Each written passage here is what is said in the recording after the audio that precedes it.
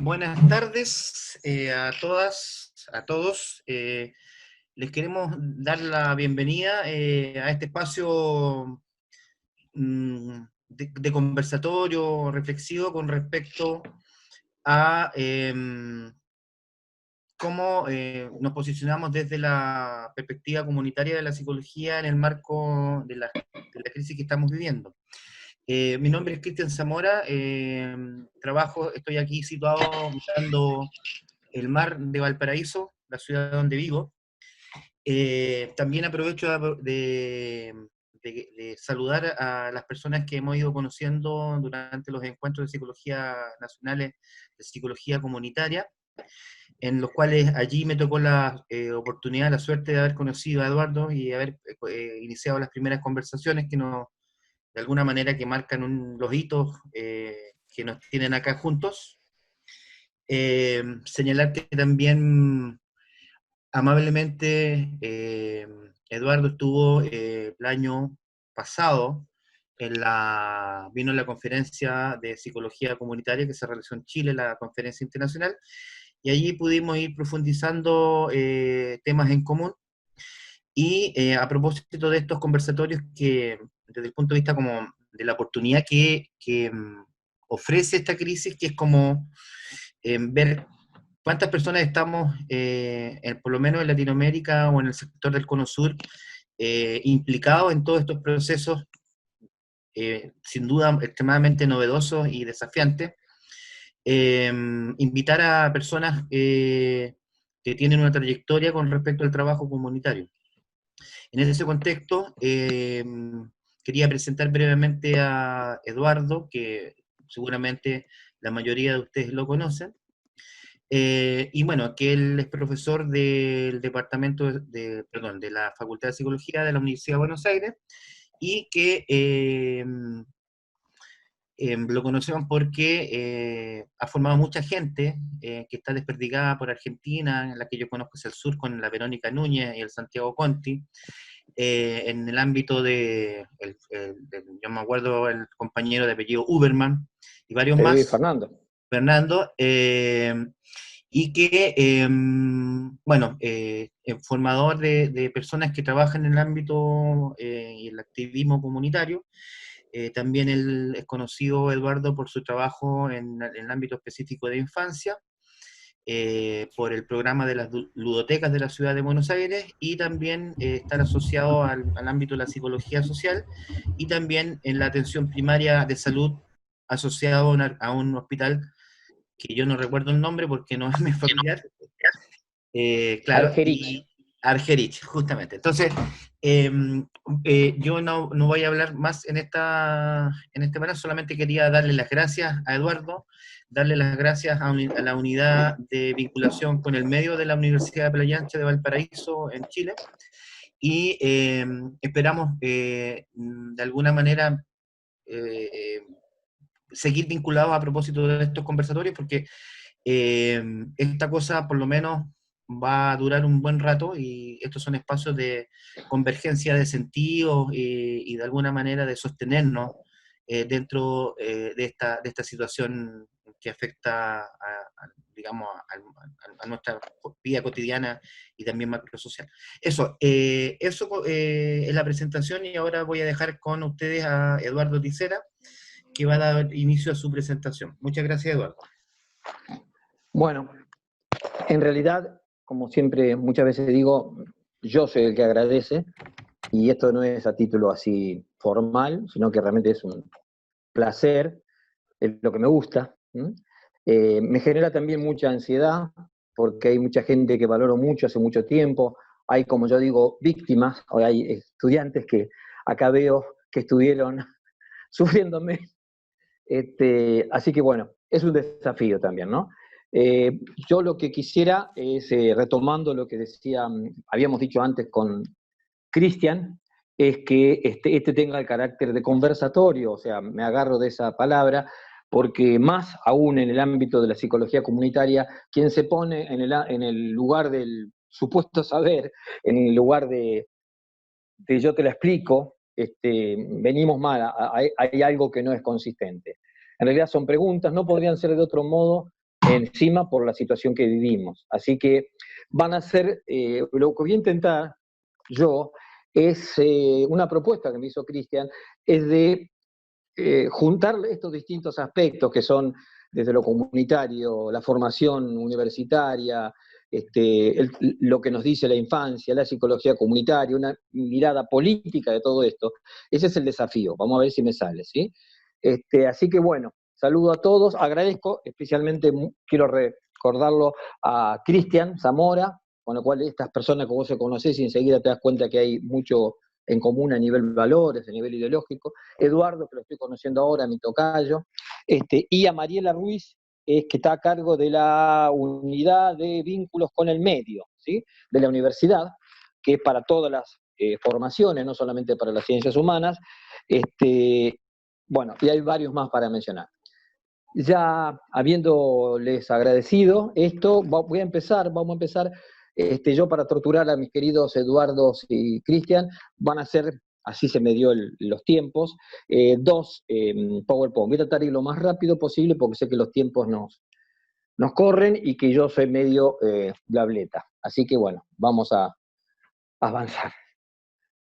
Empezamos con la primera, con el Power, que va a ser el más central. Ahí lo vamos a ver, se está cargando.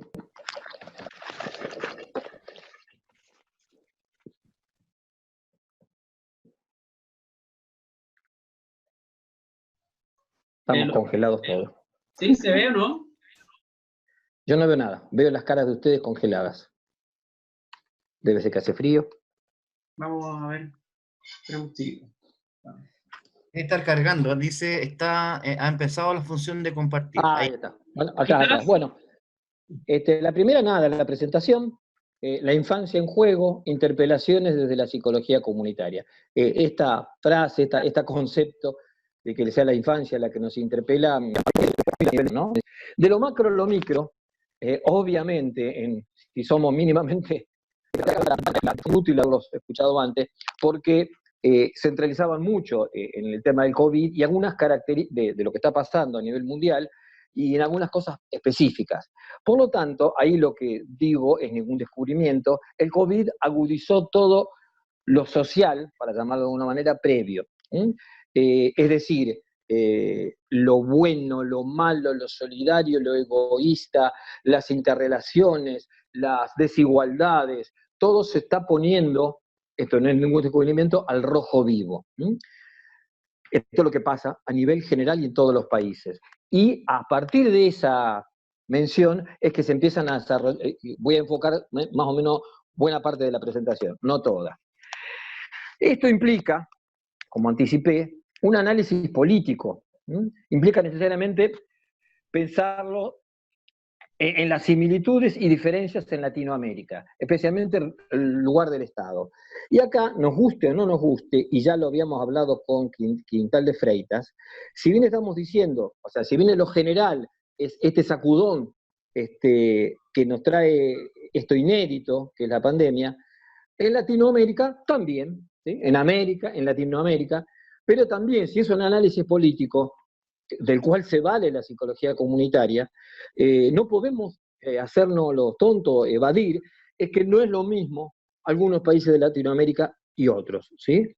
Digamos, espero que nadie se ofenda en decirlo, pero acá el rol, lo que también se agudiza, lo que aparece a simple vista, que aparece en forma indiscutible, es el Estado ayudado, el Estado de recursos, el Estado distribuyendo los recursos a sectores que quedaron más expuestos, ¿sí? Y en ese sentido, entonces, lamentablemente que también el Ecuador no es lo mismo, y sirve, además de la lectura política, sirve también para un entender qué es lo que está pasando.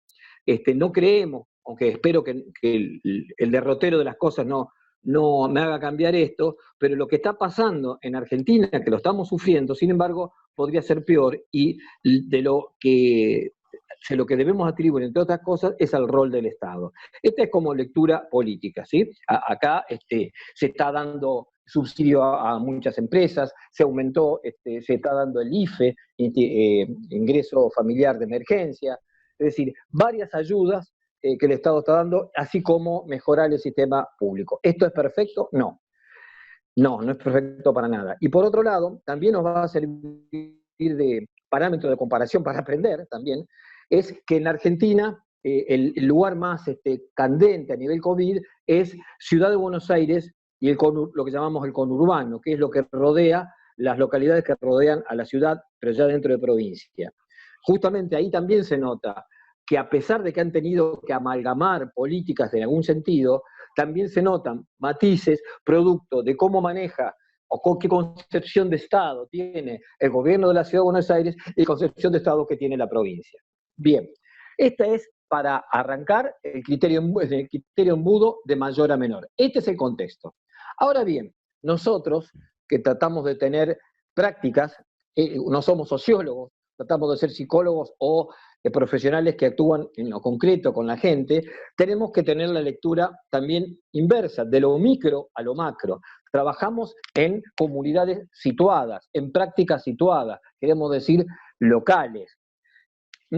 Y ahí lo que empezamos a notar, en Capital seguro, en los barrios de los que participo, en el barrio que participo, se empezaron a dar nuevos niveles de organización de los sectores humildes excluidos. Acá la psicología comunitaria, y no solo la psicología comunitaria, muchas veces ha hablado de que los procesos que suceden ante las crisis, tampoco es nuevo, suceden desgracias, hay una mirada patologizante, o realmente aparecen problemas porque estamos sufriendo, pero también es cierto que a nivel de los propios recursos comunitarios están habiendo nuevas modalidades de organización que se están dando en forma muy rápida, ¿sí?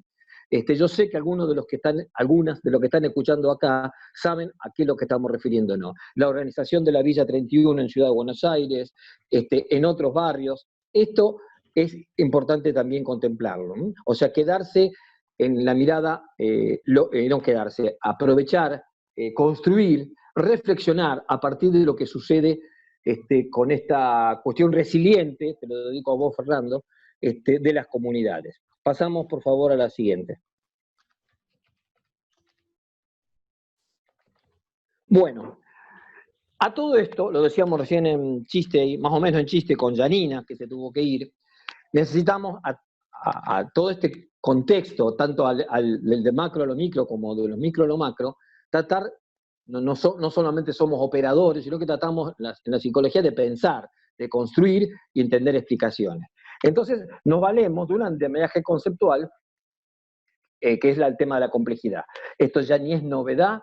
Lo más terrible es que no es novedad, porque ya el tema de la complejidad, el paradigma de la complejidad está circulando mucho, sino que a todos se nos ocurrió, relacionamos, con, digamos, si lo podemos decir en una frase, qué razón tenía la complejidad, ¿no? En lo local, lo que decimos, lo decimos con algunos nombres técnicos, se condensa, aparece lo macro.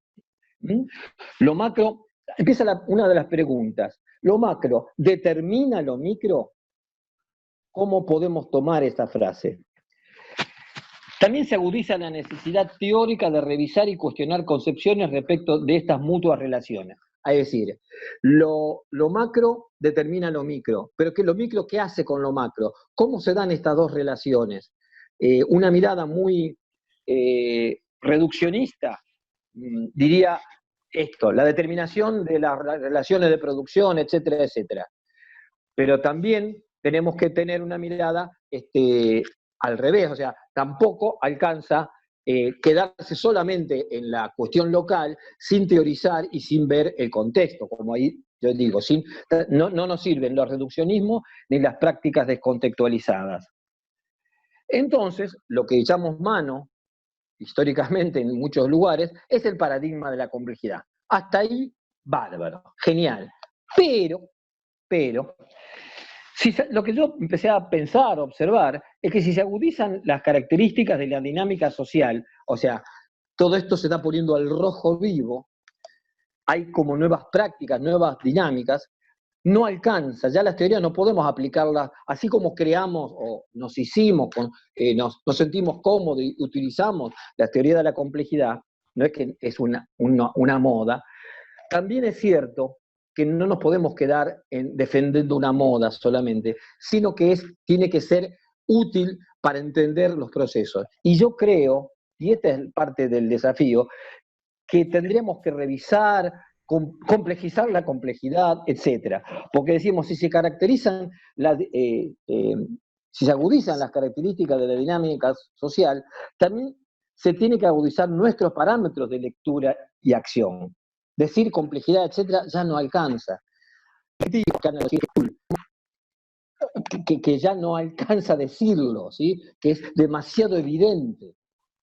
Podemos pensar en un desborde de estas nociones, casi en las puertas de la metacomplejidad. No, yo no sé si es así o no, por esto eso es un conversatorio, no sé si está correcto decirlo, pero sí quiero traerlo que en todo caso, tal vez otra forma, también dentro de la complejidad y la lectura de lo sistémico, estamos en el momento del cambio de tipo 2, ¿sí? La cibernética de segundo orden, en la que veníamos tal vez en una normalidad, en un equilibrio, todo mal pero equilibrado, y ahora estamos ante las puertas de un cambio cualitativo. Para bien, para mal, sinceramente no lo sabemos.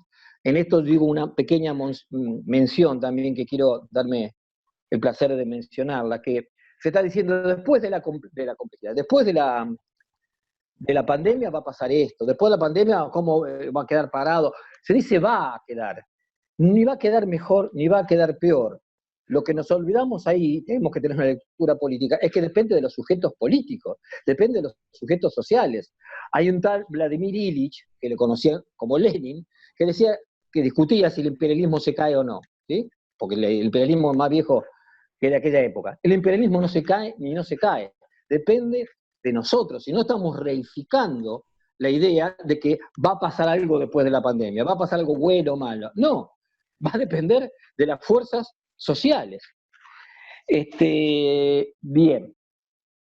Bueno, entonces, por último, las conocidas referencias teóricas, totalización, lo que yo siempre hablo, borrosidad, catástrofe, fractal, lo que encontramos es tantos ejemplos empíricos, es tan fácil verlo todo, que es donde yo pienso que no queremos quedarnos tranquilos y también buscar otras nociones o darle más vueltas a las que ya tenemos. Ahora sí, Eduardo, por aquí.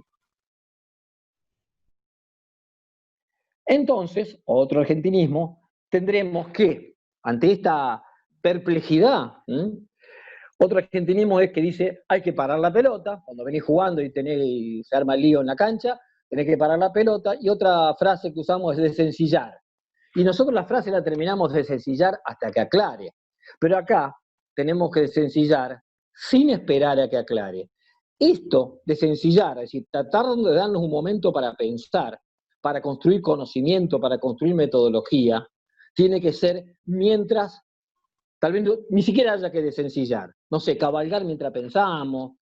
Es esto, estamos construyendo la nave mientras navegamos, la vieja metáfora, ¿sí? Ahora, vamos a la siguiente filmina, como dice Alberto, ¿sí? Este lugar para pensar, para construir conocimiento, ¿cuál debería ser? Y ahí viene la otra parte, ¿no? El tema de uno de los ámbitos, no el único, pero también las propias comunidades tienen sus propias construcciones. Pero estamos hablando de nosotros y nosotras, los profesionales. Es nuestro deber construir ese conocimiento, es nuestro deber implicar de alguna manera en la universidad. Tenemos que pensar, reflexionar, construir los nuevos conocimientos y metodología en el marco porque esto ahí tomo también de Antonio Laparma.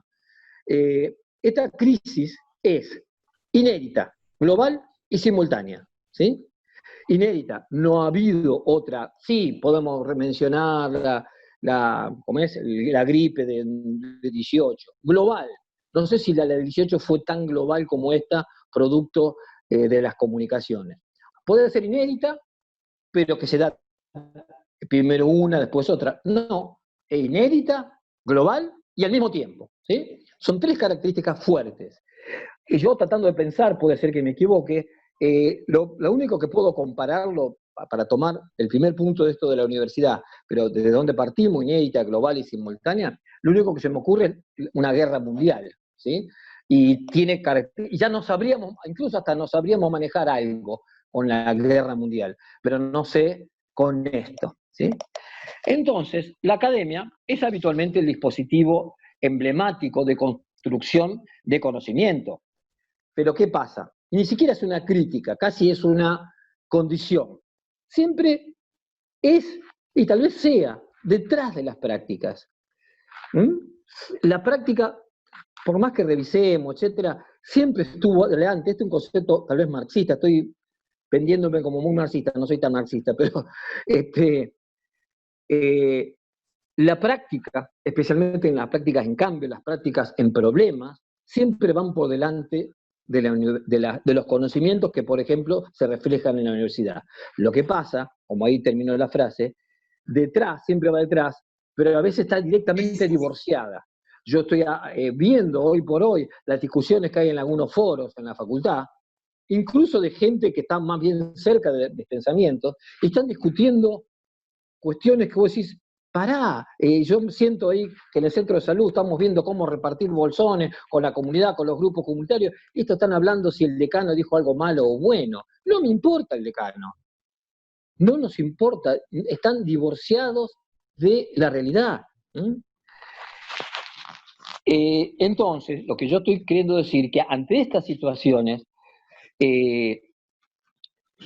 que ética e ideológicamente no se deberían admitir en la coyuntura. Es directamente flagrante de los derechos humanos, ¿sí? El nivel de sacudón que hay que darle al espacio de formación de profesionales debería ser grande, muy fuerte, y debería también, y también se impone, se clarifica, se agudiza ante esta situación actual. Pero además de la construcción del conocimiento, de la teorización, de ver si complejidad sirve o no sirve, etc., aparecen otros desafíos, ¿sí? Que ahí dice, pero esto implica otros desafíos que nos interpelan. Sigamos, por favor, Eduardo. ¿Cuáles? Todo muy bien, pero en la facultad yo escucho a los estudiantes, nosotros llamamos a los estudiantes colegas en formación, en la práctica tiene sentido, no nos gusta decir alumnos, ¿sí? Bueno, los estudiantes dicen, bueno, queremos hacer práctica, pero uno no quiere solamente práctica, tiene que ser práctica en un contexto de aprendizaje. Es decir, tenés que volver a juntar teoría y práctica, ¿sí? Volvemos a ese desafío. Esta es una de las preguntas. ¿Cómo hacerlo? Nos hemos preguntado millones de veces. Bueno, entonces, hay que juntar esto a esos dos escenarios, me refiero, al de construcción teórica de conocimiento y a la forma de aplicar y cómo realmente se alimentan unos de otros. Porque se dice muy fácil, insisto, pero en la institucionalidad, en la burocracia de la institución, esto se pierde, y se pierde de manera, diría, hasta irracional. Yo tal vez si hay tiempo le voy a dar ejemplos de hoy, de ayer. Siempre se pierde por alguno de los lados. Es decir, esto lo hablábamos con Cristian, o aparece el profesional, el psicólogo o psicóloga comunitaria que te deja fascinado con sus explicaciones, pero esa energía y tiempo que dedicó a construir ese pensamiento lo tuvo que restringir de su práctica en terreno. Y te mandás a terreno y no tenés tiempo de hacer una investigación porque te corren por todos lados. Entonces es difícil articular. Si se trata de sacrificar algo, y les cuento lo mío, lo cual no significa que es lo que deba hacer, yo hasta ahora en mi vida he venido sacrificando la academia al menos un poco, ¿sí? No, en muchos ejemplos le podría dar. Pero esto no significa, y tampoco trato de hacerlo yo, dejar de dar cuenta de ella, no de la academia, de la teorización. Y ya, para. Digo que este desafío es como la metáfora, perdón que utilice el ejemplo de los militares, ¿no? El militar no construye sus teorías en guerra, en medio de la batalla. Ese es el desafío entonces. Especialmente porque las prácticas sociales hay que recrearlas. Eso es otra. En pandemia, lo que veníamos haciendo nosotros, hay varias compañeras que están ahí de la juegoteca, ¿sí? Veníamos, mal que mal, ya teníamos nuestro quehacer, veníamos, como yo digo, en velocidad de crucero, piloto automático, bárbaro, mal que mal tenemos un problema, otro, veníamos tranquilos. Ahora, esa práctica se tiene que definir y estamos muy en ascuas en ese sentido, ¿sí? Hay que reinventar esas prácticas y las teorías tendrían que reflejarlo. Sigamos, ahora sí. ¿Cómo ando de tiempos? ¿Hola? Bueno. Eduardo. Sí, Eduardo, ¿cómo andamos de tiempo? Vamos bien. Yo te aviso. Bien, bien. Bárbaro. Bueno, como una especie de conclusión, ¿sí? Lo que digo, la dialéctica, teoría práctica en este momento. Es cierto, si bien ya constituidos los cuerpos teóricos nos pueden, yo diría, nos tienen que servir para anticipar las prácticas, este es el sentido. Si no, uno dice, ¿para qué hacemos? ¿Para quedar bien, para escribir papers? No, tiene que ser herramienta. Bueno, si bien la constitución de los cuerpos teóricos tiene que servirnos para las prácticas, estamos en el momento previo, digo yo, en este momento, ¿sí? En el que todavía estamos en que la práctica, o las nuevas prácticas, están alimentando la teoría. Teoría y práctica no deberían ser construidos dicotómicamente, en eso estamos de acuerdo, sino dialécticamente procesadas para la transformación. Pero ocurre, lo que yo digo, que estamos en la transición, ¿sí? Estamos en el momento en que tendremos que alimentar las teorías desde una práctica que siempre nos primerea. Y ahí vamos, una conclusión. Nuestra facultad como dispositivo, nuestra facultad de psicología de la UBA, no se adecua a las prácticas comunitarias. Ayer me llama una alta autoridad de la Facultad de Psicología de Buenos Aires para decir que nuestra práctica comunitaria tenía que ser virtual, para poder ser aprobada, virtual, está bien, y que además teníamos que aplicar un protocolo dirigido a las prácticas clínicas, así tal cual, traten de acomodarlo, traten de hacerlo, decía, y además había que pedirle consentimiento informado a las madres de los chicos que están en jugoteca, pero no los podemos ver porque tiene que ser virtual. Acá en Argentina decimos un chino, eso es marciano. Digo, lo traigo para ver cómo no está pudiendo la facultad adaptarse. Y esto es grave, porque este es el espacio de formación, y el espacio de formación que debería ser priorizado porque es el espacio de práctica en contextos comunitarios de alta vulnerabilidad y en pandemia. Sigamos.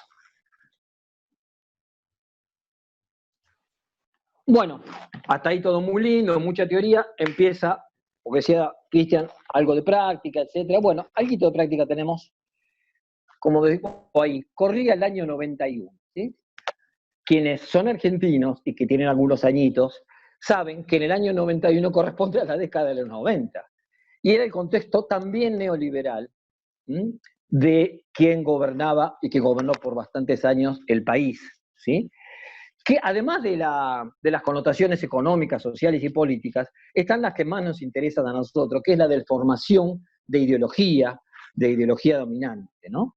Entonces, la connotación de ideología dominante expresada en representaciones sociales de individualismo y anticipaba bastante la meritocracia. El fin de las ideologías, el futuro ya llegamos, frases te quedaste en el 45, etcétera, etcétera, que deslegitimaban prácticas sociales. Esto cuesta, yo que soy testigo de eso por los años, era realmente así.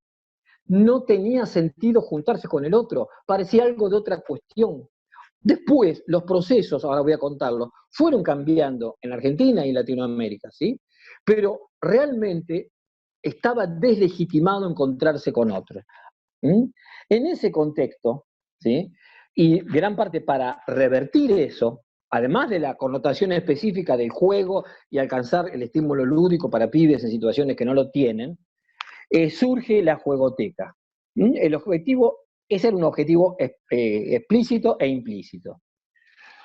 Era como estrategia de contraproponer un dispositivo que vigorice, legitime las redes sociales comunitarias. No lo planteábamos ya en el 91. Si bien, y como va a decir en los objetivos, que si hay tiempo se los muestro, de jugoteca, su principal, digamos, tenía tanto el rol de juego, como digo, como de abrir un espacio de inserción comunitaria, que ahora parece medio chiquito, parece medio obvio, pero no lo era en todo ese primer tiempo.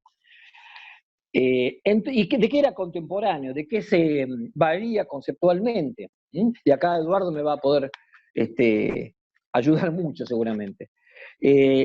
era contemporáneo, y no lo sabíamos, no lo teníamos presente tanto, de la Convención Internacional de los Derechos del Niño. Recién muchos años después se hace ley en la Argentina. La concepción del niño como sujeto de derecho. Esto fue consolidado, lograr esto, consolidado por las militancias por la infancia a nivel mundial. ¿Quiénes? Nombro 2 o 3 conocidos tal vez por ustedes representantes. Uno, del que no se puede negar su importante aporte en el sentido de chico como sujeto de derecho, niños y niñas como sujeto de derecho, desde el lugar de la educación, fue y es Francisco Tonucci. Para el tema de la pandemia hizo unas charlas realmente como son él, tan revolucionarias que son utópicas. Y por otro lado, rescato mucho, para ver por qué lo rescato, hace no mucho fallecido Alberto Molachetti, acá en Argentina, que hizo y sostiene todavía los hogares, el proyecto de Pelota de Trapo, y además construir con otras organizaciones el movimiento de Chicos por el Pueblo. Atenti, que lo llamaba chicos y no chiques, porque era hace mucho tiempo. ¿Y qué era lo que decía explícita o implícitamente estos planteos? Que no solamente, vuelvo a dar el salto, o a pretender a llevarlos a ustedes y a mí mismo, al salto cualitativo, porque decimos mucho niños y niñas como sujetos de derecho, ¿sí? Y está bueno, pero lo que ellos decían era niñas como sujetos políticos, y ahí viene un cambio cualitativo que es buena parte del centro de la intención que tengo en esta presentación, ¿sí? ¿Cómo hacer? Y ahí viene la siguiente filmina. Viene la pregunta, otra pregunta. Digamos, ahí tenemos un rol.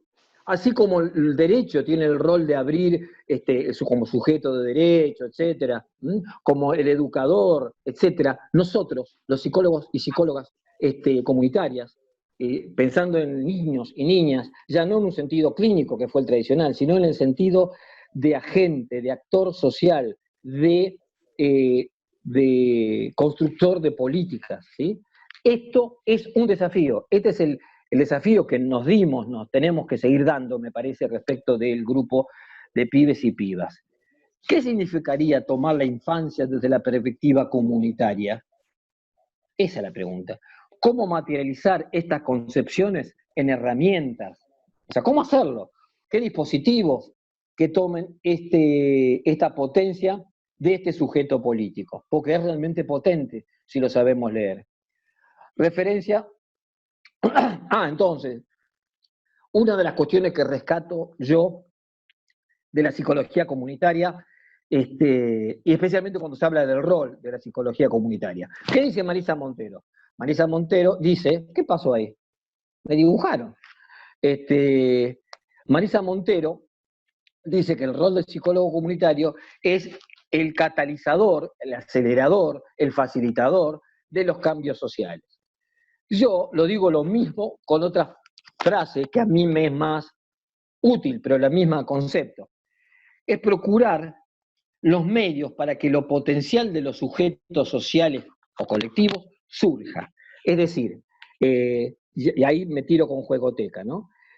Nosotros, cuando generamos algunos dispositivos, y primero habla el Gil que está hablando, y luego nos dividimos en grupos, luego nos volvemos a juntar, son disposiciones, son elementos que creemos, los y las psicólogas, que sirven para que lo que podamos potencialmente tener se ponga en acto como colectivo. Es eso. Por eso voy a lo simple, a lo sencillito. En Juegoteca no ponemos todos los juguetes juntos al mismo tiempo o la leche junto con esto, porque sabemos que la disposición, los tiempos, las sillas, cómo están puestas, las palabras que decimos, la música con la que entramos, todas esas cosas que a veces los psicólogos y psicólogas se quedan solamente con el lenguaje, la palabra, sentarse alrededor. No, también los chicos hablan a través de todas estas formas, y también todas estas formas, la que tenemos que lograr los espacios, diría Saúl Fuchs, y los sistémicos, los marcadores de contexto, que permiten que el ambiente psicosocial sea facilitador de la expresión de esta potencialidad. No la creamos a la potencialidad, creemos que ahí ya está, y lo único que tenemos que hacer, como diría Marisa, es tratar de que surja. Entonces, inventamos la juegoteca, ¿sí? que les digo, era una palabra, o ludoteca, palabra que ahora todo el mundo dice, pero en aquel entonces decían juego ¿qué? Bien, el año 91. ¿En dónde? Bueno, empezó y se mantiene en el barrio de San Telmo, se rescata el valor del juego en la juegoteca. Dos palabritas, porque sé que el tiempo me va a correr. San Telmo. San Telmo es un barrio de la ciudad de Buenos Aires, ¿sí? Que tiene cosas lindas, cosas feas. Yo lo quiero muchísimo, ¿sí? Yo vivo en San Telmo, o vivía en San Telmo, y duermo en otra parte.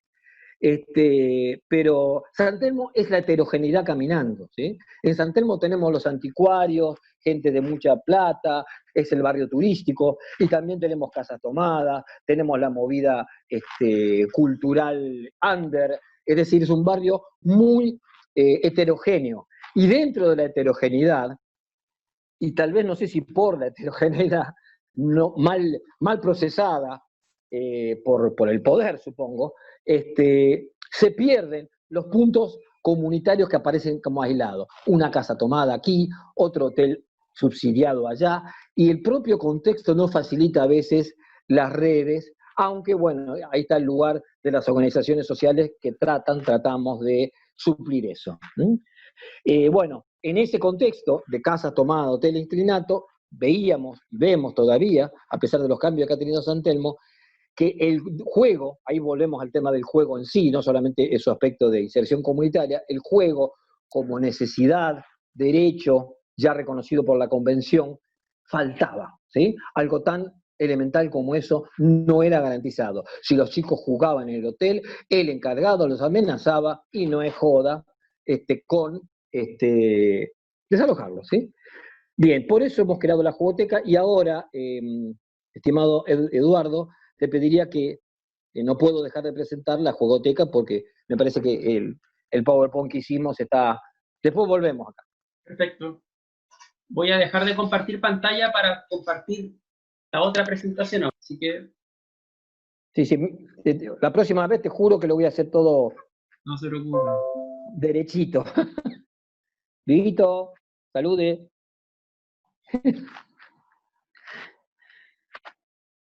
¿Quién más está? A ver.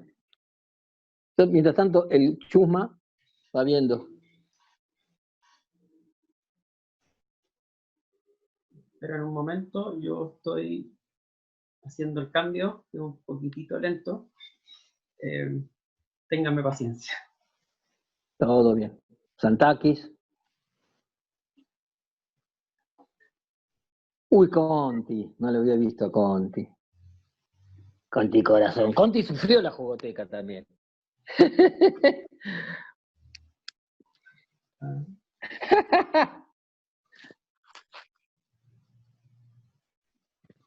Me avisan si les aparece. Debo estar compartiendo pantalla ahora. Todavía no. Toca yo. Esperen un segundo. ¿Nada? Todavía no. Pero está en proceso. Estamos todos congelados, ¿eh? Gracias. Estamos congeladitos. Ya. Estamos viendo qué pasa. Estoy...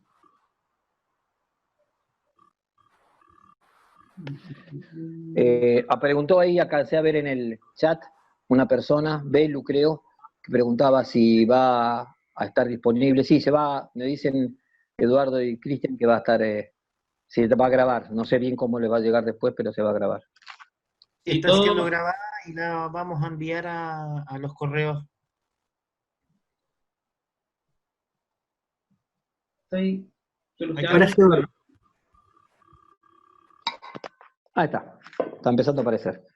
Bueno, hay varias chicas, compañeras. Acá se ponía a tomar un café, chicas, porque ya lo conocen.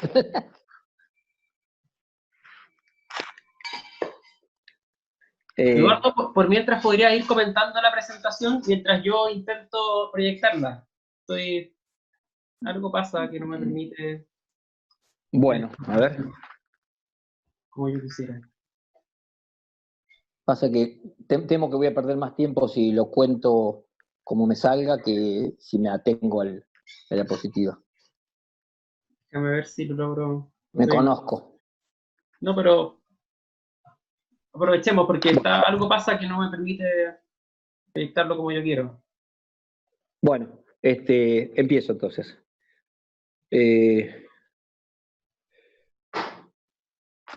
La jugoteca arrancó con esos objetivos, con esta cuestión, en 1991, ¿sí? Como les decía, producto de estas necesidades que veíamos.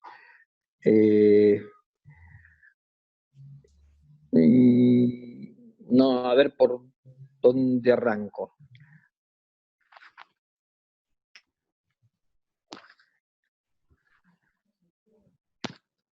Bueno, horario de... No sé ni por dónde, me mataste con esto. Porque me voy a ir por las ramas. Bueno, concretamente, Jugoteca tiene casi 30 años de historia, ¿sí? A lo largo de su historia tuvo hitos, ¿sí? Lo que quiero también marcar es que cuando uno dice 30 años de historia, significa que tuvo presencia, ¿sí? Y esto es una característica importante en los proyectos comunitarios. No estoy criticando a los que no tienen presencia, pero el hecho de lograr la presencia durante tanto tiempo hace que uno ya la jugoteca, más allá de las personas que las coordinamos, forman parte como yo digo en un artículo, ¿no? Forman parte de las estructuras en las cuales los chicos se fueron socializando, ¿sí? A lo largo del tiempo. Estos 30 años, al principio arrancó en el 91, y siempre tuvimos como riesgo el espacio físico, ¿sí? Siempre nos estuvieron amenazando del espacio físico. Yo voy a contarle algunos hitos, 2 o 3 para cortar. Íbamos cambiando de espacio físico, uno de los hitos. En el año 99 se crea en la facultad, a instancia de una compañera, la práctica comunitaria, el psicólogo en el ámbito comunitario, ¿sí? Esto fue, sin saberlo nosotros, una bisagra impensada, un emergente desde la teoría de la complejidad, ¿sí? Sigo. Después vamos a ver qué pasó, por qué digo es un emergente. Otro ítem, voy a tomar otro ítem más. Estábamos tranquilos en 2 espacios de jugoteca. La jugoteca, ¿cómo funciona? Funcionaba hasta antes de la pandemia, los lunes y miércoles por la tarde, ¿sí? Para los más chiquitos, en un centro de salud de San Telmo, los lunes y miércoles de 16:30 a 18:30, 18:15, y en otro espacio, a una cuadra de distancia, bajo una autopista, en un predio polideportivo, funciona para chicos y chicas de 6 a 12 años, ¿sí? Los grupos de los pibes son los mismos, los pibes y pibas son los mismos, los chiquitos que vienen el lunes al centro de salud son los mismos chiquitos y chiquitas que vienen el miércoles, en ese horario, y los grandes son los mismos. Lo que cambian en todo ese esquema son los coordinadores, ¿sí? Hacemos juegos y también entregamos la merienda. Tanto por necesidad, el tema de la merienda, y ahora ni te cuento, estamos tratando de ver cómo podríamos sostenerla, pero no, es difícil en el marco del COVID, pero también es un espacio de encuentro, más allá de que durante la jornada los chicos estuvieron jugando a veces en su grupo, etcétera, distintas cosas.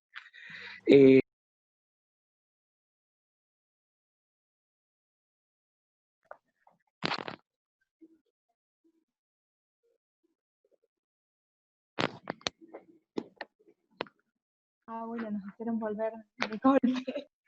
Sí, wow, la materialización. Hola a todos de nuevo, bienvenidos, bienvenidas. ¿Cómo anduvo el tiempo? ¿Faltó? Sí, faltó. Sí, justito llegamos. Ya lo sabía, Eduardo, yo lo sabía. Yo no participo a veces, pero me pareció re interesante esto de dividir en grupos y charlar. La verdad, una idea genial.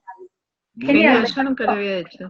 Nunca lo había hecho, así que me parece buenísimo. La vez anterior lo hicimos, fue una linda experiencia. Qué bueno, Sí. qué bueno. Muy bueno. No sabía que existía yo. La vez anterior fueron 20 maravillas. Y ahora hicimos 25, así que vamos ajustando, ¿no? Y como yo les iba escribiendo, me llegaron algunos mensajes mientras estaban en el grupo, y la idea era que eligieran un representante o alguien que pudiera como consolidar las ideas que el grupo fue desarrollando, compartirlas, puede pedir la palabra para decirlo verbalmente y no estar por el chat, y si es más tímido o tímida, por el chat, y lo vamos compartiendo para que continuemos la conversación con Eduardo. Así que, ¿quién dice yo?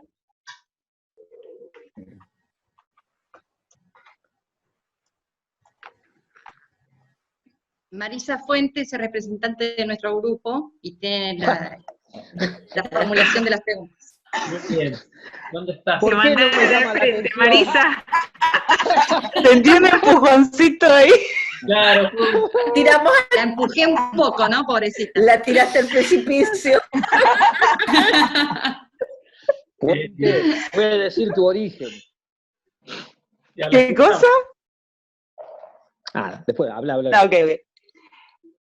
Bueno, no, muy interesante el intercambio con les compas. Nada, estuvimos como viendo un poco las preguntas que nos surgían a partir de la práctica en este contexto, básicamente. Y pensamos básicamente cómo congeniar, por ejemplo, lo privado y lo público desde la lógica de lo político, ¿no? Teniendo en cuenta de que estamos trabajando desde la virtualidad. En los espacios comunitarios, digo, la complejidad es aún el doble, me parece. Pero digo, también en los espacios públicos se presenta esta dificultad. Después también, ¿qué sucede? Justamente teniendo en cuenta lo mismo, ¿no? Que en nuestros contextos en los que trabajamos, la mayoría de las familias no tienen conectividad disponible y ahí se nos presenta toda una población que termina como aislada de alguna manera y nos preguntábamos qué pasa con esos niños que no están, por no tener conexión, no están en contacto. ¿Están relevables? Preguntaba una de las compañeras y decía, por ejemplo, que Internet en este tiempo es tan importante como el bolsón de comida y que debería de ser como una iniciativa un poco más fuerte por ahí por parte de los diferentes referentes de los estados, ¿no?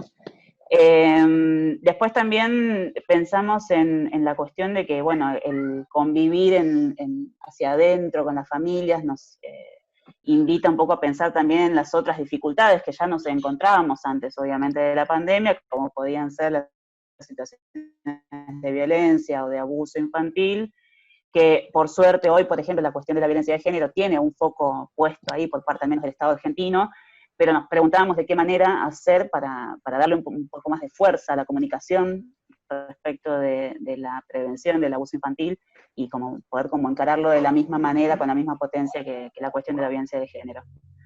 Y después, bueno, nada, fueron como un montón de preguntas más, pero creo que esto es un poco lo que fuimos sintetizando. Compas, si quieren agregar. Gracias, Marisa, lo pusiste muy bien todo. Perdón, ¿eh? No pasa nada.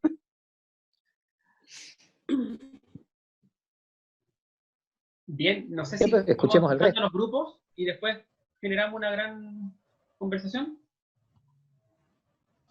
Sí.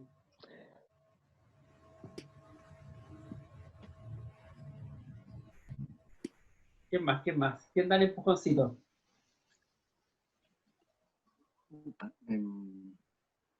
Bueno, me animo yo. Perfecto. Laura.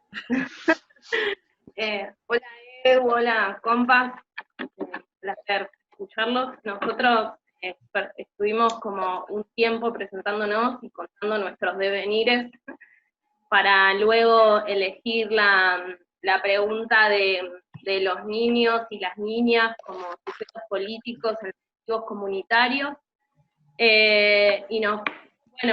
Digamos, para seguir con la idea de Edu cuando abrió este conversatorio, solo nos hicimos preguntas y antes nos preguntábamos qué acciones son las que definen o las que deberían llevar a cabo los niños y niñas pensados como sujetos políticos y sujetos de derecho. Pensábamos que tenía que ver con la autonomía, con la toma de decisiones, hablábamos de la democratización de la palabra, de la asamblea como espacio necesario y posible para que esto se lleve adelante.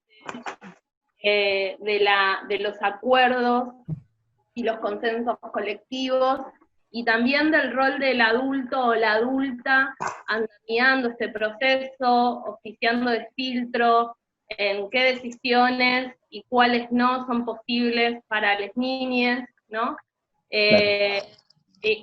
Digamos, y también cuidando ahí, ¿no? No exponiendo, sino ahí como en un lugar transicional, filtrando qué decisiones pueden tomar los pibes y cuáles. Y después, al final de todo, nos preguntábamos, Edu, ¿por qué se sigue llamando el psicólogo comunitario a la cátedra? Eso puedo contestar. Lo dijo, qué genial. Y se abrió esa pregunta y dijimos, hay que decírselo a Edu, así que ¿Puedo contestar esa puntualmente? Nosotros en la cátedra, la cátedra empezó hace 20 años, y les cuento que el feminismo hace 20 años no estaba en Argentina tan fuerte. Entonces, sin pensar, pusimos el psicólogo en el ámbito comunitario.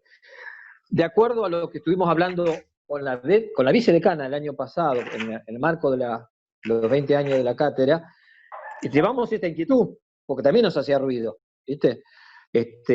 Pero hasta el momento el tramiterío burocrático para cambiarle no supera por el momento. Y después vino la pandemia. Pero sí, está dentro de nuestros objetivos cambiarlo, si no las compañeras me comen crudo, digamos. No es solamente convicción, es sobrevivencia. Igual Sí, fue anecdótico, pero decíamos, ¿se lo decimos o no se lo decimos? Está bueno como pensar esto, ¿se lo decimos o no se lo decimos? ¿Dónde nos pone, no?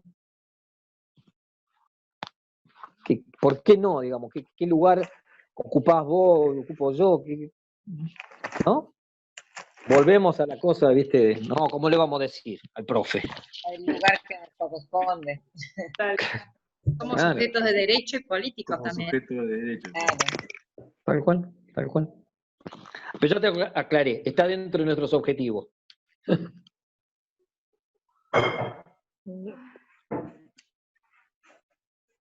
Bien, ¿algún otro grupo? Eran 5 grupos, así que ya por ahí. Presentamos 2 grupos.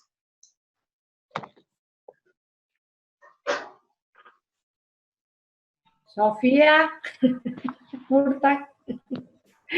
Presento a Sofía Murta, que va a ser representante del grupo. También le empujo.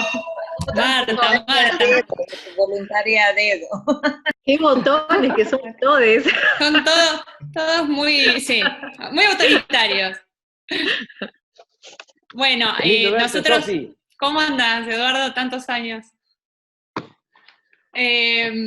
Acá salió, bueno, nos pasó lo mismo, estuvimos compartiendo nuestras trayectorias, nuestras experiencias, una compañera Marta pediatra, después una compañera que está en el ámbito de la educación en Chile, y varias personas de Creativar y de las juegotecas. Entonces un poco los que no estamos en la juegoteca actualmente nos interesaba como conocer un poco cómo estaban funcionando, y eso nos llevó bastante el debate. Y después, bueno, salió esta pregunta de lo macro y de lo micro, y cómo, si es que lo micro puede incidir en lo macro, o lo macro se lo lleva puesto. Bueno, un poco pensábamos que si bien lo macro, y en este contexto actual, lo macro es tan pesado y tan difícil, igual siempre hay lugar para la capacidad de agencia en los actores, la capacidad de ser actores sociales, y bueno, el tema es encontrar las herramientas y las formas, ¿no? De activar la participación, de poder hacerse visible desde las minorías. Y por otro lado, también salió el tema de el rol de los niños y las niñas como actores políticos, como sujetos políticos, y cómo trabajarlo. Y creíamos un poco, trayendo un poco las experiencias de todas las compañeras, que el trabajar desde un enfoque de salud y no desde la patología tiene mucho que ver con esto de darle un lugar de actor social, un lugar desde la potencialidad, desde la capacidad, y poder ahí abrir las voces también de ellos y de ellas como actores políticos, ¿no?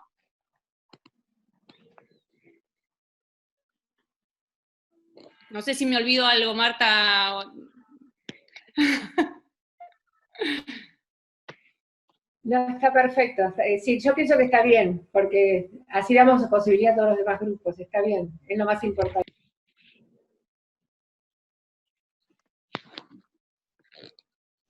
Muy bien. A ver, quedan 2 grupos más. Estamos en el colegio, en la escuela. ¿Qué grupo falta? El 4. ¿No son 6 o 5 grupos?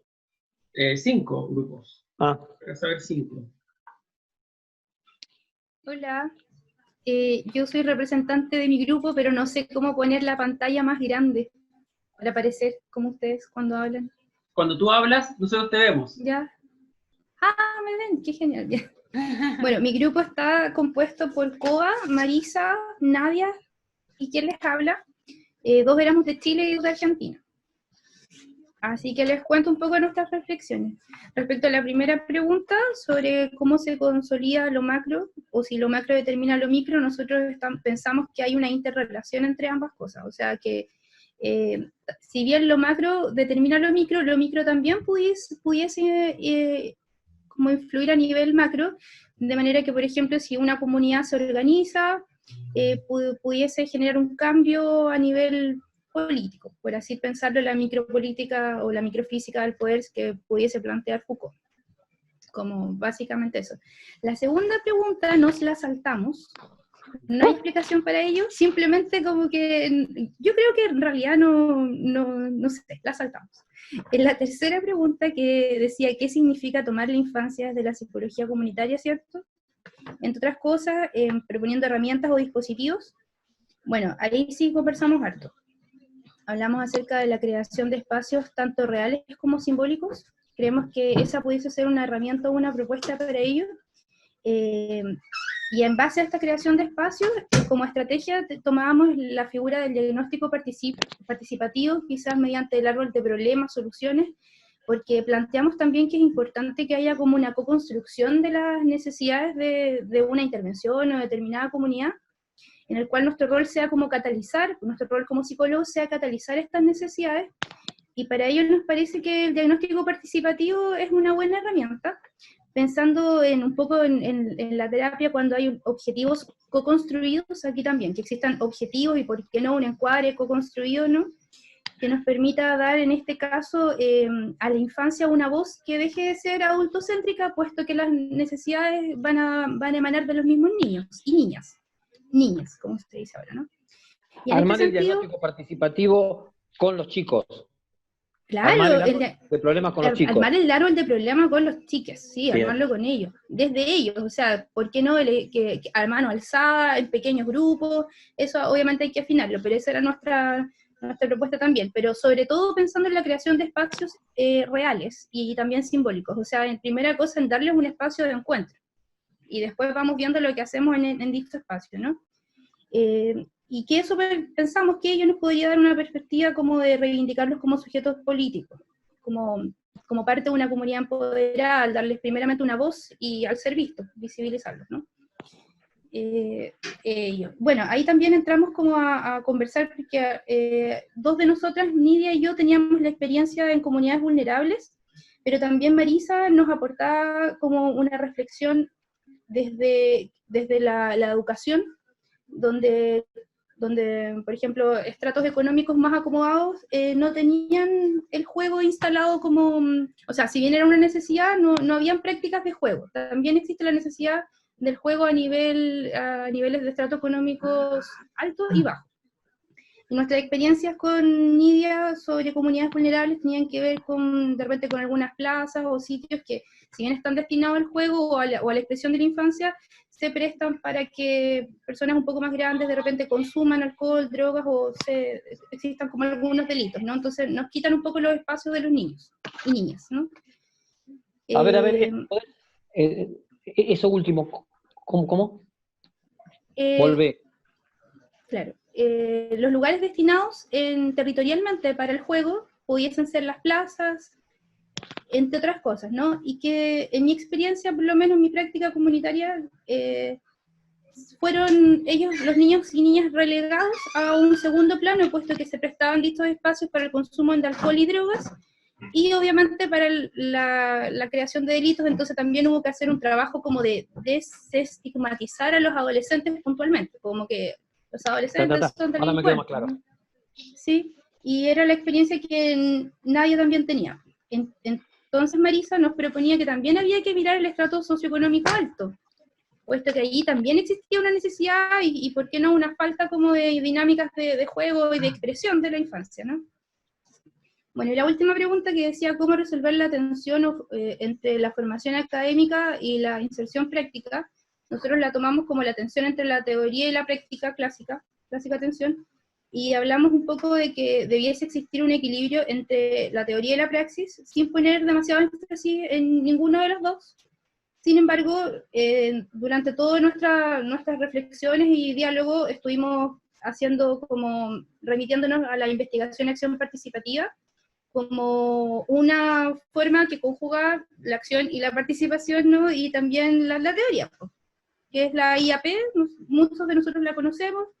Nadie estaba haciendo su práctica comunitaria desde ese enfoque, desde ese marco metodológico, y yo también hice mi práctica comunitaria desde ese marco metodológico, entendiendo que lo más divertido que nos entrega la IAP es que nos permite, primero, ¿cierto?, fijar los objetivos en conjunto con la comunidad, que en este caso la comunidad infantil, y eso también nos permite como ir retroalimentando constantemente, o sea, poder cambiar estos objetivos e ir como afinándolo en torno a lo que la realidad nos vaya como demandando, ¿no? Quizás esto no está funcionando, cambiémoslo, hagamos monitor en este ámbito, esto está funcionando mejor, así que potenciamos esto.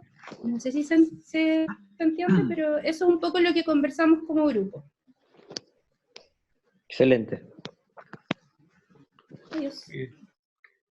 Muchas gracias. Bien. Queda un grupo, ¿cierto? No sé si está por ahí, o si quiere expresarse.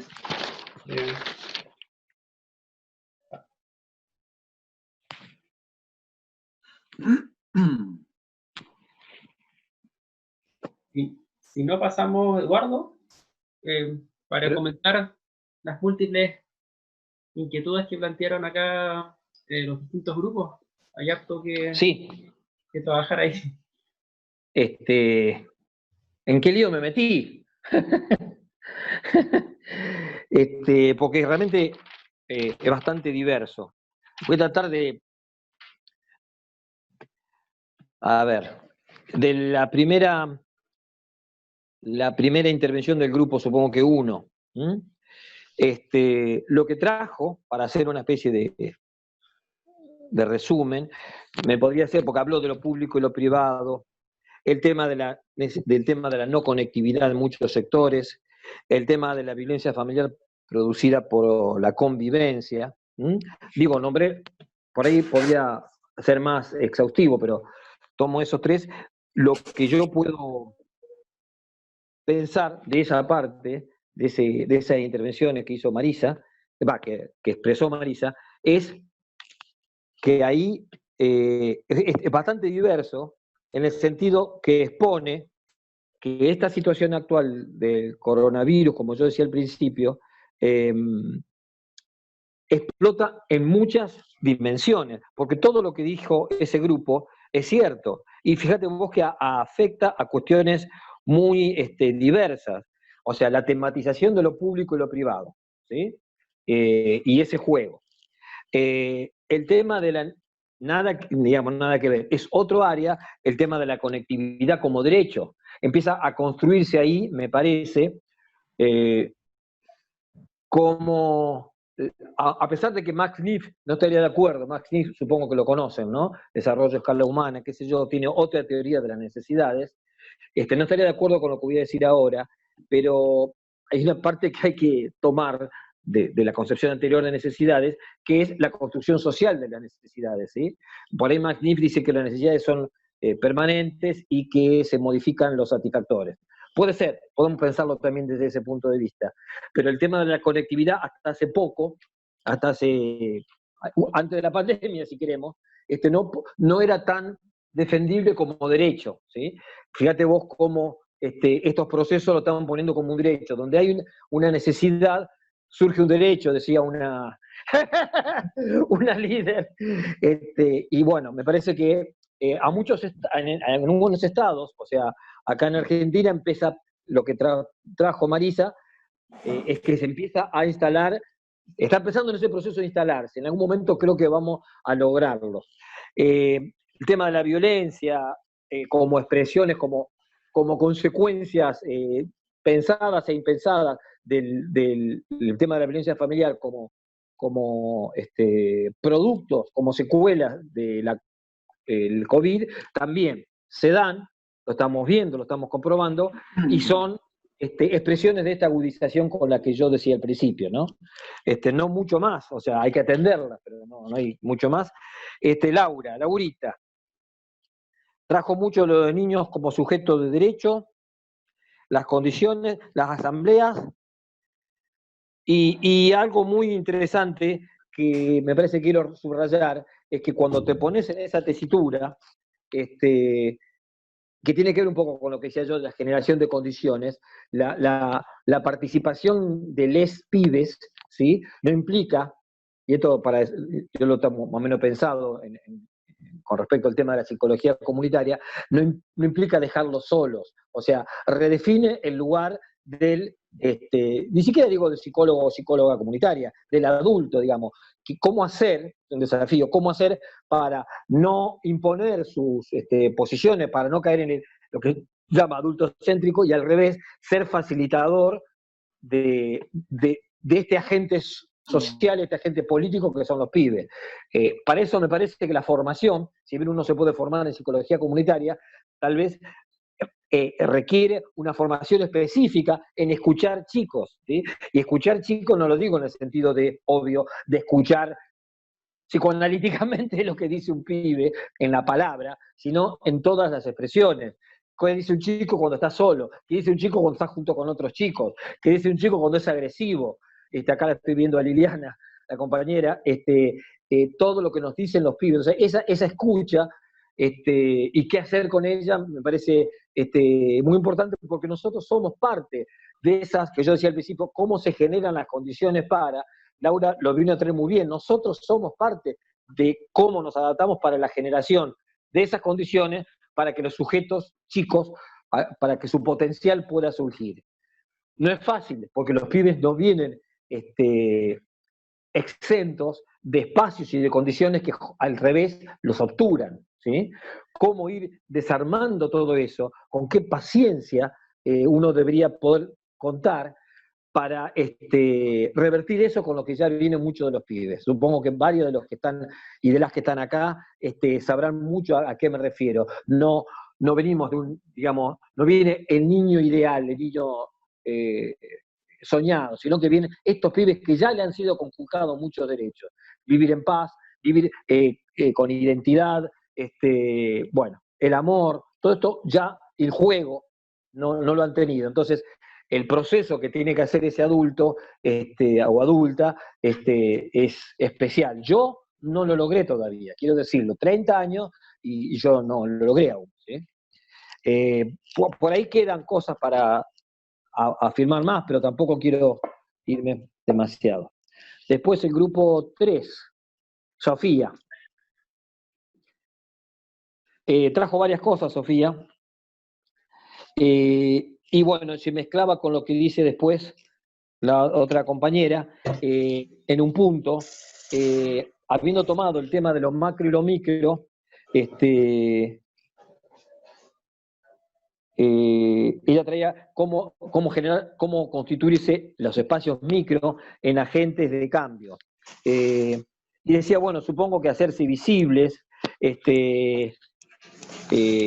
constituirse en actores, no lo dijo con estas palabras, en actores políticos, relacionaba con el tema de salud, o sea que implica claramente correrse de una posición patologizante o patológica, es muy difícil luchar contra eso. Tendemos a ver el chico problema, ¿sí? Los chicos problema. Digo, cuando Morlachetti decía, estos chicos violentos, ¿no? Los chicos adolescentes violentos, lo remarcaban, fíjate vos cómo lo veías, están vivos, están luchando. ¿Sí? Esto es lo que decía Morlachetti. Perdón si soy medio desordenado, pero trato de ir respondiendo a lo que fueron diciendo cada uno. Después, apuntaba cómo funciona la juegoteca, algo así. Y decía que para el tema de lo micro y lo macro, para ir subiendo de lo micro a lo macro, de lo micro a lo macro hay que hacerse visible. Yo creo que después lo va a enganchar también alguien que habló de Foucault. Sí, creo que esa es más o menos la línea, digamos, es muy lindo decirlo, pero hay que tenerlo cada tanto presente. Yo para eso, en mi humilde experiencia, tengo 2 o 3 tips que no son para nada nuevos, pero son, uno, que tiene que ver con el tema de alguien habló de las minorías, sí, Sofía, ahí volver a Moscovici, ¿se acuerdan el texto Innovación e Influencia de las Minorías? ¿Sí? ¿Se acuerdan que daba las condiciones para que una minoría, porque generalmente la psicología social tradicional estudió mucho cómo la mayoría incide en la minoría y la constriñe, el que se siente en minoría tiende a decir, sí, es como dicen todos, porque veo que todos piensan de una manera, ¿no? Clarín, etcétera, en Argentina, es la mayoría, entonces todos tendemos a pensar así.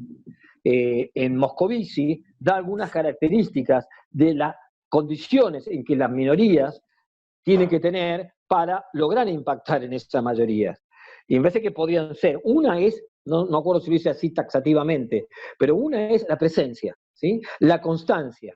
Otro es la construcción de una norma alternativa, una propuesta, no solamente quejarse, digamos, lo estoy diciendo en mi lenguaje, sino tener una actitud propositiva. Es decir, y impactar también en el espíritu de la época, es decir, que también algo tenés que engancharte. O sea, yo, por ejemplo, el movimiento feminista empezó así, ¿sí? Es el mejor ejemplo de una minoría que fue siendo consistente, que fue generando sus normas, que fue generando sus símbolos, pero yo creo que además, tal vez, si bien la mayoría no estaba a favor de la concepción feminista, había en lo que llamaba Moscovici, en el espíritu de la época, algo que podía generar que esa minoría que pudiera acertar en el blanco, tener incidencia en la mayoría, ¿sí?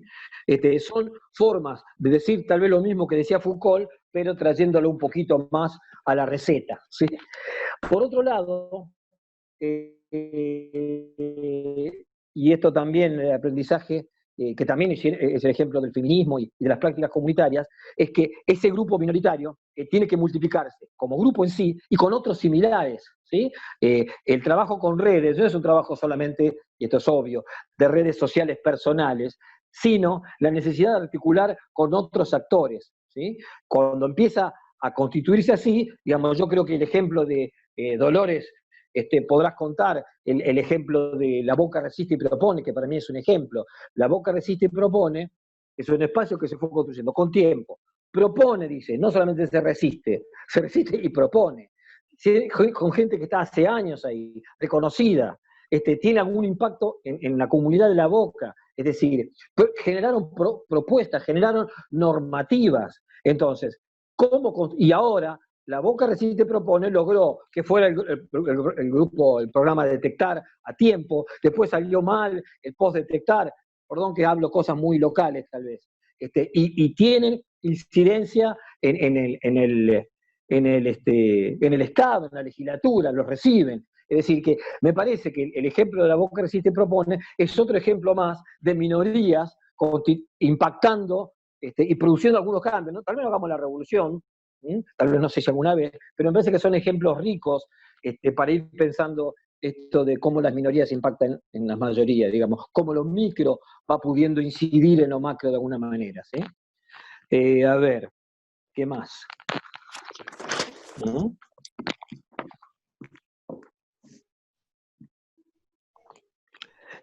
Otra cosa que dijo, bueno, la compañera chilena, pero no me acuerdo el nombre, él decía, primero a mí me estableció una duda, ella decía, bueno, lo micro y lo macro se tiene que interrelacionar. Yo decía, joda, claro. Mi pregunta era cómo, pero ella fue trayendo forma. Ella me parece que fue muy rico y me encantaría conocer más en detalle la experiencia de cómo fueron ella y sus compañeras desarrollando la IAP, porque no fue una cuestión teórica, sino que fue basada en una experiencia, y además trae el tema de lo simbólico. Yo creo que a veces hasta los psicólogos y las psicólogas nos olvidamos de que además de los elementos reales, tenemos que traer la utilización inteligente de los elementos de la construcción simbólica. Perdón si me salteo. Otra de las cosas, el juego.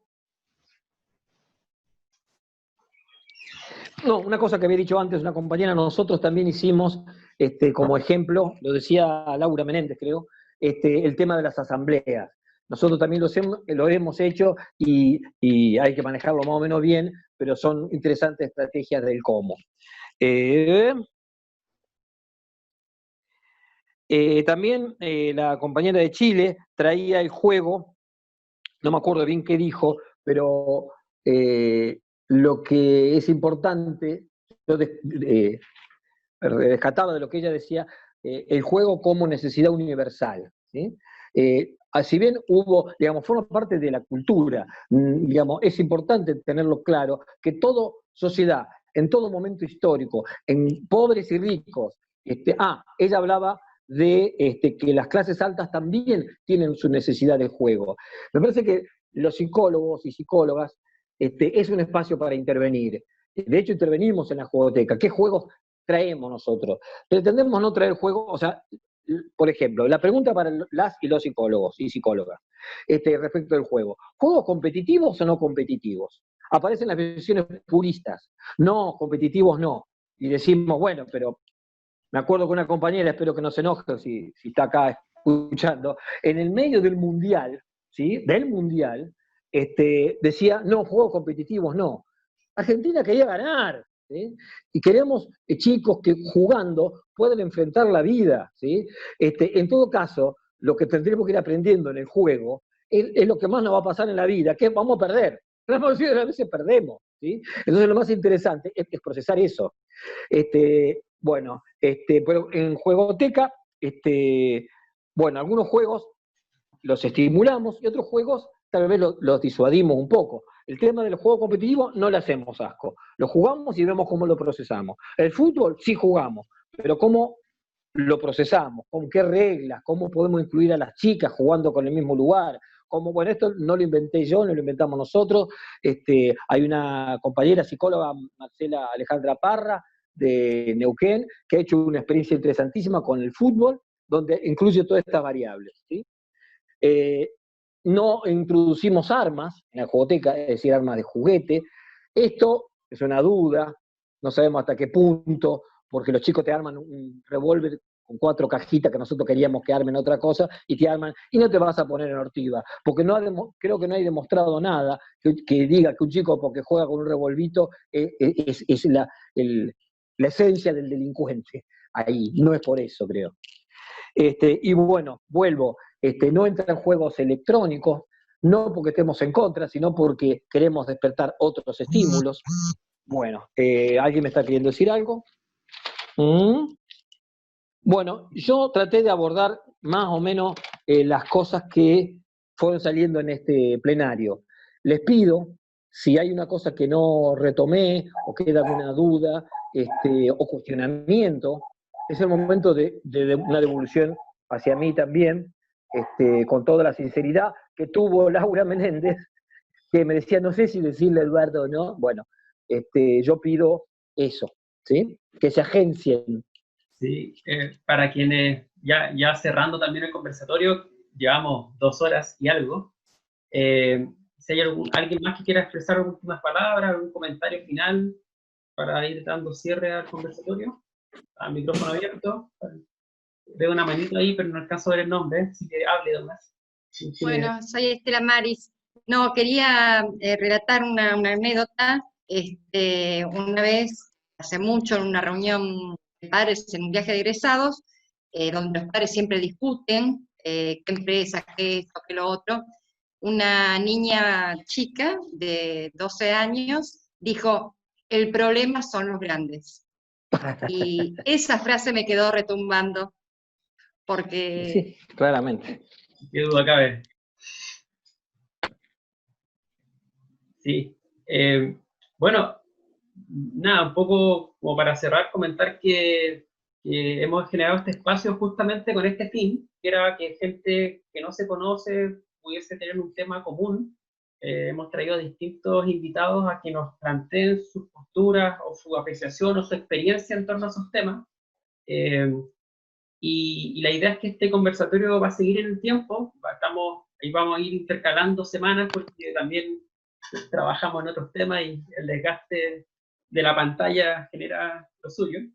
Pero vamos a estar, como todos ustedes se inscribieron por un formulario, tenemos sus correos. Cada vez que haya un conversatorio, les va a llegar a esos correos la invitación. Y nada, para agradecer porque esto se hace con ustedes. Y qué bueno que valoren el espacio del grupo, porque si no, no se llamaría conversatorio, ese es el sentido que tiene. Y agradecer a Eduardo, hoy día fue un día turbulento con la tecnología, primera vez que nos juega una mala pasada, pero no se notó, y eso es porque más allá de lo tecnológico, somos personas, humanos, y estamos acostumbrados a vivir en la incertidumbre y solucionar estas contingencias. Así que nada, para agradecer la participación de todos, agradecer a Eduardo, y nos vamos a estar viendo en una próxima convocatoria que realicemos. Eso. Una pregunta te hago, Eduardo. Sí. Cuando se graban los Zoom, ¿quedan grabados los chats también? Sí, quedan los chats, quedan las preguntas. Si quieres te puedo hacer llegar las preguntas que hayan formulado el chat. Todo eso es parte de lo que genera Zoom. Así que nosotros vamos, perdón, en el chat les puse el link, y lo voy a volver a colocar ahora, del canal de YouTube donde están los videos, ¿ya? De este conversatorio, que en un par de días más lo vamos a subir, y de los anteriores, para que puedan revisarlo, están ahí disponibles. Eso, nada, agradecer, que estén muy bien, cuídense, porque... A mí me gustaría decir algo más, ¿tenemos 2 minutos? Por supuesto, 2 minutos. Vale, aquí una compañera, que es compañera nuestra de Creativar, escribió algo que me parece muy importante, lo leo, como para que todos lo podamos pensar. Dice, además de pensar a las infancias como sujetos políticos, nos falta pensarnos a nosotros como tal. Tenemos que aprender mucho de los niños. Seguro vamos a poder intervenir mejor en nuestras comunidades si nos leemos políticamente. Bueno, a mí me parece muy importante esto que está escrito, que lo escribió Marisa, y que bueno, como fue al final, no quedó muy registrado. Pero creo que sí vale la pena que lo pensemos y que nos quedemos con esta duda todos nosotros, y que pensemos desde dónde políticamente nos ubicamos nosotros, como para poder lograr que los niños puedan intervenir, ser ciudadanos, crecer y poder pensar políticamente. O sea, también nosotros tenemos que ubicarnos en un lugar en la sociedad y como ciudadanos políticos. Bueno, nada, agradezco a Marisa Fuentes y bueno, y a Eduardo. Sí, muy interesante. Bueno, probablemente... Yo quiero agradecerles a Cristian. ¿Perdón? Sí, no, por supuesto, Eduardo. Eduardo. Bueno, yo quiero agradecer a Cristian, a Eduardo, a la Universidad de Playa Ancha. Yo la pasé bien, no sé. La pasé también ansioso, pero no por la tecnología, sino porque uno no sabe hasta qué punto es claro, es redundante o no. Me gustó mucho que los grupos perdieran tiempo, lo voy a decir a propósito, presentándose qué hace cada uno. ¡Wow! Las preguntas eran una excusa, digamos. Pero bueno, fue importante la respuesta a muchas de esas preguntas. Así que yo estoy muy agradecido a la universidad, a Cristian, a Eduardo, y a las personas que estuvieron aquí, que bueno, me siento muy acompañado con la gente que conozco hace mucho, me siento muy mimado, muy querido, y los quiero mucho también. No parece muy académico, pero no importa. Y la satisfacción, no voy a nombrar quién, pero que una de las personas que está acá, próxima a ser psicóloga recibida, fue una niña de juegotecas. Siempre lo digo, está acá, no la vamos a quemar, pero para mí es una satisfacción, pero no es así tan brillante ella por juegoteca, es así, venía de cuna, pero esto lo quiero decir porque me pone recontra contento. Muchas gracias de vuelta, y a los que gusten, a servir a lo que haga falta. También yo quisiera, digamos, hablar también más bien desde la sensación del momento, es como agradecer mucho la generosidad de Eduardo, y también la participación de todas las personas que están acá, pensando un poco que también que nos puedan invitar también digamos, a los conversatorios que ustedes como centro de su propia red puedan acceder, porque en el fondo uno está viendo que en Latinoamérica se están dando muchos espacios de conversación a propósito de esto, que en el fondo este desafío, digamos, problemático, y por lo tanto también nosotros vamos a seguir con estos conversatorios, pero también nos gustaría que cuando aparezcan conversatorios donde ustedes van a estar implicadas y implicados, nos puedan también hacer partícipes de aquello, porque la verdad es que curiosamente esta situación nos da una oportunidad, digamos, de tejer, construir relaciones, desde una curiosa situación de la impersonalidad, digamos, digamos que no nos conocemos, todas las personas que estamos acá, pero pareciera ser que portamos algún sentido compartido que se pone acá. Aprovecho de saludar, yo no había estado nunca en directo con Sofía Murtag, pero sé que es del grupo de la psicología rural. Entonces, digamos también, bueno, está Santiago Conti, etcétera, pero también, digamos, decirles que les damos, o sea, particularmente en términos personales, doy las gracias por su disposición, y bueno, como nosotros trabajamos con procesos colectivos también, esto también es parte de un proceso colectivo que se está dando en el marco de esta situación particular. Entonces también les pedimos que nos puedan hacer las invitaciones cuando hayan otros espacios de conversación que nos convoquen en términos de sentidos políticos y de transformación, y sobre todo lo que hemos conversado con nuestros compañeros y compañeras es que este es un momento donde estamos produciendo muchas cosas o inventando muchas cosas nuevas, o estamos reformateando y reencuadrando lo que teníamos de antes. Entonces también es una invitación a que nos inviten para, digamos, seguir construyendo un sentido colectivo en el marco de lo que está ocurriendo en Argentina, en Brasil, en Paraguay, en los países que en el fondo constituyen nuestro cono. Así que eso solamente es, como se dice, cerrar para abrir otras conversaciones, y les damos unas gracias tremendas por su participación. Y sobre todo también a Eduardo por su tremenda, digo nuevamente, como solidaridad, generosidad de habernos compartido la experiencia y habernos hecho también reflexionar, sobre todo desde las perspectivas políticas que tienen que ver con nosotros mismos y nosotras mismas, y la infancia también, que sigue estando en juego. Sí. Un abrazo. Muchas gracias. Enorme. Muchas gracias a todos. Chau. Gracias. Un gusto, cuídense. Cuídense. Volveremos a ver. Quédense en casa. Nos estamos viendo. Buenas Muchas noches. gracias, muy lindo. Gracias por todo. Muchas gracias. Una fiesta. Muchas Chau. gracias. Interesante. Que se repita. Compañero, quisiera